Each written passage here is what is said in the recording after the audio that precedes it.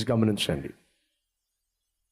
తల్లులు తండ్రులు బిడ్డల జీవితాల్లో, వారి కుటుంబాల్లో మనస్పర్ధలు వచ్చినప్పుడు వివేకముతోనూ జ్ఞానముతోనూ ఆ కుటుంబాన్ని చక్కబడే విధంగా సలహాలు ఇవ్వాలి. కానీ ఈ రోజుల్లో చాలామంది పేరెంట్స్ చక్కని సలహాలు ఇవ్వటల్లా.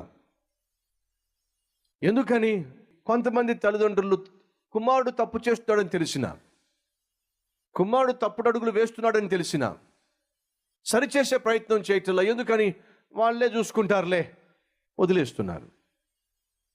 అదేవిధంగా అమ్మాయి వైపు వారు కూడా, ఆ అమ్మాయి తప్పు చేస్తుందని తెలుసు, పొరపాటు చేస్తుందని తెలుసు, కాపురాన్ని నిలువెల్లా కూల్చుకుంటుందని తెలుసు, అలా తెలిసి కూడా సరిచేయకుండా ఎందుకు వదిలిపెడుతున్నారంటే, అనవసరంగా మాతో కూడా గొడవ పడిపోయి మాతో కూడా మానేస్తేమో, ఎందుకు వచ్చిన దరిద్రం, కొట్టుకునేదో వాళ్ళే కొట్టుకుంటారు, కొట్టుకునేవ్వండి. మా అమ్మాయి మాతో బాగుంటే చాలు, మా అబ్బాయి మాతో బాగుంటే చాలు. ఏం బుద్ధులండి, పనికి మాలిన బుద్ధులు. వదిలిపడేసారా దాన్ని? ఎంతకాలం దాంతో నువ్వు వేగలేవు, ఇంకో దాన్ని ఇచ్చి పెళ్లి చేస్తా. లేరండి ఇలాంటి సలహా ఇచ్చేవాళ్ళు?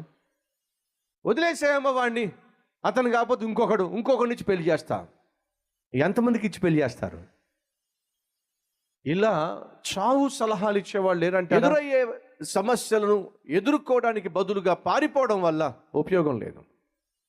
సమస్యలు ఉన్నట్లయితే ఆ సమస్యలను సామరస్యంగాను ప్రార్థనా సహాయంతోను దేవుని యొక్క కృపతోనూ ఎదుర్కొని దానిని జయించి ఆ సమస్యల వలయంలో నుంచి బయటకు వచ్చి ప్రభు యొక్క చిత్తాన్ని కుటుంబంలో నెరవేర్చాలి. కానీ ఆ సమస్యలను తప్పించుకోవడానికి చావు సలహాలు ఇచ్చే విధంగా, కుటుంబాలు విడిపోయే విధంగా, లేదా కలిసి ఉన్నప్పటికీ వారి మధ్య సఖ్యత సమాధానం లేకుండా ఉండే విధంగా ఏ తండ్రి ఏ తల్లి సలహా ఇవ్వడానికి వీలు లేదు.